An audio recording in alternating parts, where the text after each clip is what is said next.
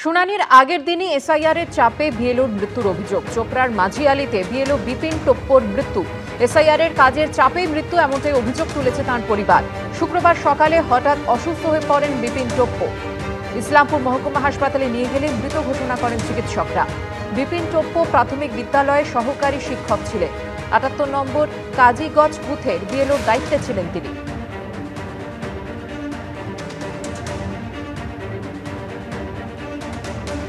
বছর ঘুরলে বিধানসভা নির্বাচন, তার আগে ২০২৫-এর প্রায় শেষ লগ্নে লড়াইয়ের সুর বেঁধে দিলেন অভিষেক বন্দ্যোপাধ্যায়। বললেন, এটা যুদ্ধের সময়, ১ মিনিট বিশ্রাম নিলেই বিরোধীরা আক্রমণ করবে। গত শনিবার রানাঘাটের সভায় অডিও বার্তায় প্রধানমন্ত্রী বলেছিলেন, বাঁচতে চাই, বিজেপি তাই। এদিন তার পাল্টা অভিষেক বন্দ্যোপাধ্যায় বলেন, আমাদের বলতে হবে বাঁচতে চাই, তাই বিজেপি বাই। এটা যুদ্ধের সময়, ১ মিনিট বিশ্রাম নিলেই বিরোধীরা আক্রমণ করবে, তখন আটকাতে পারবো না। বছর ঘুরলেই বিধানসভা নির্বাচন, তার আগে ২০২৫-এর প্রায় শেষ লগ্নে লড়াইয়ের সুর বেঁধে দিলেন অভিষেক বন্দ্যোপাধ্যায়। সোমবার নেতাজি ইন্ডোরে তৃণমূলের বিএলএদের সঙ্গে বৈঠকে মমতা বন্দ্যোপাধ্যায় বুঝিয়ে দিয়েছিলেন, এখন সময় নষ্ট করা যাবে না। এবার পিকনিক হবে না, পিকনিক একবারে ২০২৬-এ জেতার পরে হবে। আর শুক্রবার সাংসদ, বিধায়ক, জেলা নেতৃত্বের সঙ্গে ভার্চুয়াল বৈঠকে বিরোধীদের ১ ইঞ্চিও জায়গা ছাড়া যাবে না বলে স্পষ্ট বার্তা দিলেন তৃণমূলের সর্বভারতীয় সাধারণ সম্পাদক। সূত্রের খবর, অভিষেক বন্দ্যোপাধ্যায় বলেন, কোনো শিথিলতা নয়, বিরোধীরা কতটা নিচে নামতে পারে দেখেছেন তো। শনিবার রানাঘাটের তাহেরপুরের সভা থেকে প্রধানমন্ত্রীর মুখে শোনা গিয়েছিল ২০২৬-এ পশ্চিমবঙ্গ দখলের স্লোগান। पश्चिम बंगाल कह रहा है, पश्चिम बंगाल बच्चा बच्चा कह रहा है, पश्चिम बंगाल का हर गांव, हर शहर, हर गली, हर मोहल्ला कह रहा है, बाजते छाई, बीजेपी ताई। সূত্রে খবর, এর পাল্টা এদিন অভিষেক বন্দ্যোপাধ্যায় বলেন, প্রধানমন্ত্রী বলে গেছেন সভায়, বাঁচতে চাই, বিজেপি তাই। এই ৪ শব্দের মধ্যে অনেক ষড়যন্ত্র লুকিয়ে আছে। বাঁচাতে চাই মানে মারতে চাই, তাই আমাদের বলতে হবে বাঁচতে চাই, তাই বিজেপি বাই। আমাদের প্রস্তুতি নিতে হবে। ২০২৯-এর ভিত হচ্ছে ২০২৬। মানবে না হার, মা মাটি মানুষের সরকার আবার, এটা সবাইকে বলতে হবে। স্লোগান চোর, এর আগে বললো না যে কি ওই আমার জাস্টিস ফর প্রদীপ কর, ওটাও স্লোগান চুরি ছিল, এটাও স্লোগান চুরি। কে কাকে বাই করবে, কে কাকে হাই করবে, ২৬-এ সেটা জনগণের কাছে পরিষ্কার হয়ে যাবে। সূত্রে খবর, এদিন ভার্চুয়াল বৈঠকে অভিষেক বন্দ্যোপাধ্যায় আরও বলেন, আমরা দিল্লির বিজেপি নেতাদের কাছে হিসাব দিতে রাজি নই, আমরা বাংলার ১০ কোটি মানুষের কাছে হিসাব দিতে রাজি। ২০২১ সালে রাজনৈতিকভাবে কুপকাত হয়ে যাওয়ার পরে রাস্তা, বাড়ি, ১০০ দিনের কাজের টাকা বন্ধ, আদালত বলার পরেও তা দেওয়া হচ্ছে না, এটাই সবাইকে বলতে হবে। সূত্রে খবর, অভিষেক বন্দ্যোপাধ্যায় এদিন আরও বলেন, কেন্দ্রের কাছে আমাদের ২ লক্ষ কোটি টাকা পাওনা, রাজ্যের হাতে সেই টাকা থাকলে বাড়তি আমরা কি কি করতে পারতাম। এই বোঝা থাকার পরেও লক্ষ্মীর ভাণ্ডার, রাস্তা, আবাসের বাড়ি দিয়েছি। অগ্রগতির গতি, বিজয় রথ অব্যাহত আছে। বিজেপি এই গতিকে বাধাপ্রাপ্ত করতে পারেনি। বাংলায় এসে বিজেপি নেতারা রিপোর্ট কার্ড চায়, আর ১১ বছর ধরে বিজেপি বাংলার জন্য কি করেছে তার রিপোর্ট কার্ড চাই। মানুষকে যেন পাশে পাই, সেটা নতজানু হয়ে বলতে হবে। পরে সোশ্যাল মিডিয়া পোস্টে অভিষেক বন্দ্যোপাধ্যায় বলেন, আমরা নত স্বীকার করলে গণতন্ত্রের গণদেবতার কাছে করব, কখনো কোনো বহিরাগত বাংলা বিরোধীদের কাছে মাথা নত করব না, এই আমাদের দৃঢ় প্রত্যয়। টাকার চাইতে গেলে নিশ্চয়ই চাইতে পারেন, কিন্তু চাইতে গেলে তো হিসেব দিয়ে চাইতে হবে। বাংলার মানুষের কাছেই হিসেব দিন, অন্তত হিসেব দেওয়ার অভ্যেসটা হোক, এতটা বেহিসেবি আর হওয়া যাবে না।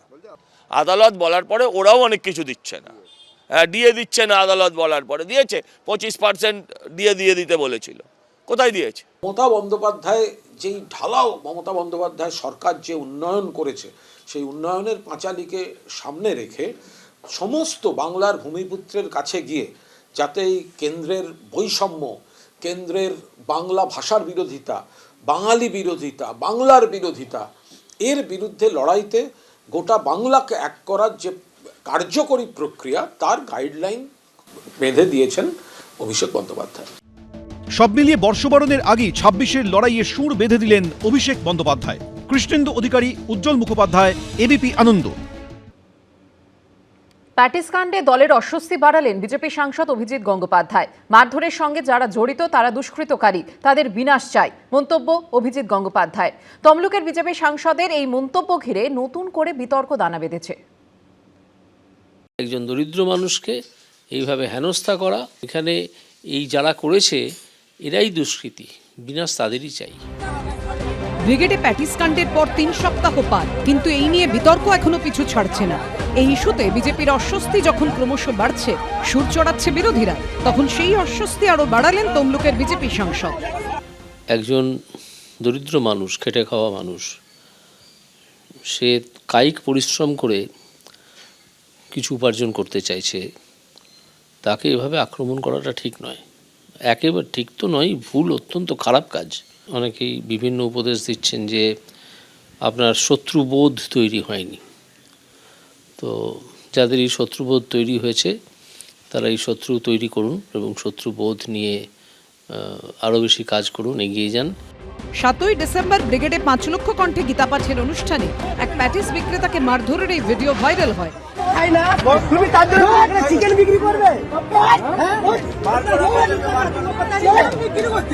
এই ঘটনায় 3 জনকে গ্রেফতার করে পুলিশ। গ্রেফতার হওয়ার 12 ঘন্টার মধ্যে জামিন পেয়ে যান সৌমিক গোলদার, তরুণ ভট্টাচার্য, স্বর্ণেন্দু চক্রবর্তী, 3 জনই।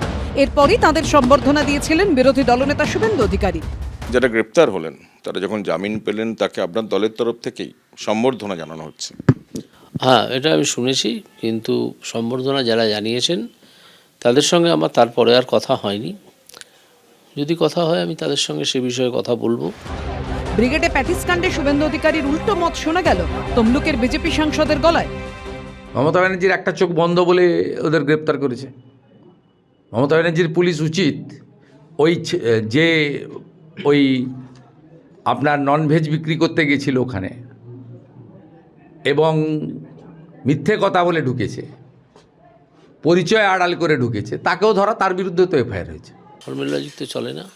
ধর্ম কী হয়েছে? সে বিক্রি করতেছে, তুমি খাবে না, তুমি এখানে বিক্রি করবে না, চলে যাও, চলে যাবে। তাকে মারবার, ধ্বংস করে দেবার এই ক্ষমতা তাদেরকে কে দিল? আমি পরবর্তীকালে জানতে পেরেছি যে এরা যারা করেছে এরা কেউ বিজেপি সদস্য নয়, এরা সব হিন্দু সেজে এসেছিল। এরা যে আসলে কে সেটা তদন্ত করে বার করা দরকার। বিজেপির এই দ্বন্দ্ব প্রকাশ্যে চলে আসায় কটাক্ষ করতে ছাড়েনি তৃণমূল।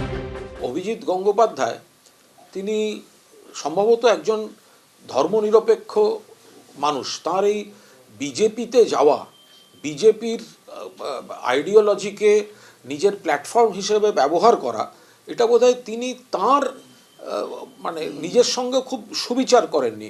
কোনো এক মুহূর্তে হয়তো তিনি কোনো কারণে ওই পথে চলে গিয়েছিলেন। এবার তিনি বুঝতে পারছেন এবং দেখতে পাচ্ছেন যে এই ধরনের ঘটনা যেগুলো বিজেপি ওয়ালারা ঘটাচ্ছে, হয়তো তিনি সেটার সঙ্গে একমত হতে পারছেন না। প্যাটিস বিক্রি করছিল, তাকে সরিয়ে দিয়েছে বা যাই হোক ধাক্কা দিয়েছে, সেটাও না করে পুলিশ কি হাতে তুলে দেওয়া বা তাকে চলে যেতে বলাই ভালো ছিল। কিন্তু অন্য এক সম্প্রদায়ের যদি কোনো সমাবেশে বা জমায়েতে বা প্রার্থনা সভাতে যদি তাদের যে নিষিদ্ধ খাদ্য বা তাদের ধর্মের যে নিয়মের মধ্যে যা খাওয়া যায় না, আমি সেগুলো বলতে চাই না, উচ্চারণ করতে চাই না, সেই যে দ্রব্য যদি বিক্রি হতো, কি হতো, কি ঘটনা ঘটতো, তা ভাবলে পরে শিউরে উঠতে হয়।